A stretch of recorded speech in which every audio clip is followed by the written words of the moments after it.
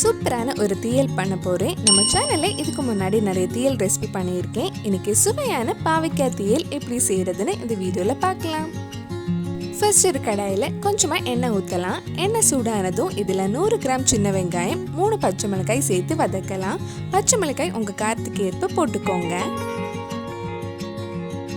சின்ன வெங்காயம் ரொம்ப வதங்க வேண்டாம். லைட்டாக கொஞ்சம் வதங்கினதும் இதில் பாவக்காயும் சேர்த்து வதக்கலாம். நான் தீயல் பண்ணுறதுக்காக ஒரு பாவக்காய் எடுத்திருக்கேன். நம்ம சேனலில் இதுக்கு முன்னாடி உள்ளி தீயல், காய்கறி தீயல், முட்டை தீயல் பண்ணியிருக்கேன். நீங்கள் இன்னும் அந்த ரெசிபிஸ் எல்லாம் பார்க்கலைன்னா அதோட லிங்க் டிஸ்கிரிப்ஷனில் இருக்குது. மறக்காமல் அந்த ரெசிபிஸும் போய் பாருங்கள். நான் கொஞ்சம் புளி தண்ணியில் ஊற வச்சுருந்தேன். பாவக்காய் கொஞ்சம் வதங்கினதும் இந்த புளி தண்ணியில் கரைச்சி ஊற்றலாம். உங்களுக்கு தீயலில் எவ்வளோ புளிப்பு வேணுமோ அதுக்கு ஏற்ற மாதிரி நீங்கள் புளி எடுத்துக்கோங்க. இது கூட 1 கப் தண்ணியும் தேவையான அளவு உப்பு சேர்த்து பாவக்காய் நல்லா வேகிற வரைக்கும் மூடி வச்சு வேக வைக்கலாம்.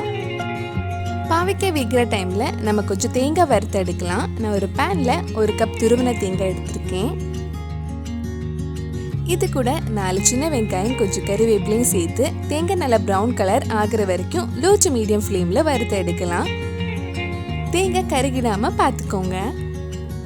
தேங்காய் இந்த மாதிரி நல்லா வறுத்ததும் இதில் 2 டீஸ்பூன் மல்லிப்பொடி, 1 டீஸ்பூன் மிளகாய் பொடி சேர்த்து அந்த மல்லிப்பொடி மிளகாய் பொடி பச்சை வாசனை போகிற வரைக்கும் கொஞ்சம் நேரம் வறுக்கலாம்.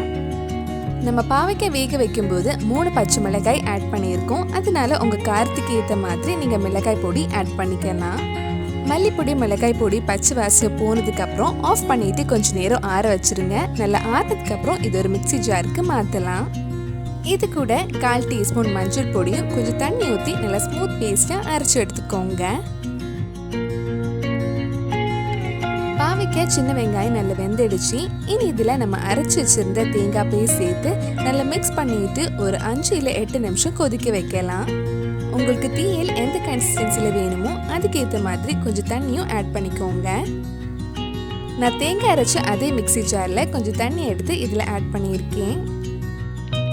ஒரு வாட்டி மிக்ஸ் பண்ணிட்டு டேஸ்ட் பார்த்துட்டு தேவைப்பட்டா உப்பு இல்லைன்னா கொஞ்சம் புளியும் ஆட் பண்ணிக்கலாம். கொஞ்ச நேரம் லோ டு மீடியம் ஃப்ளேமில் கொதிக்கட்டும். நம்ம பாவக்காய் தீயல் சூப்பராக ரெடியாக இருக்கு. இனி இது ஆஃப் பண்ணிட்டு கொஞ்சம் கருவேப்பிலை தாளிச்சு போடலாம். ஒரு சின்ன பேனில் கொஞ்சமாக எண்ணெய் ஆட் பண்ணியிருக்கேன். எண்ணெய் சூடானது கொஞ்சம் கடுகு போடலாம். கடுகு வெடிச்சதும் கொஞ்சம் கறிவேப்பிலை போட்டு நம்ம தீயல்ல ஆட் பண்ணால் நம்ம சுவையான பாவக்காய் தீயல் ரெடி.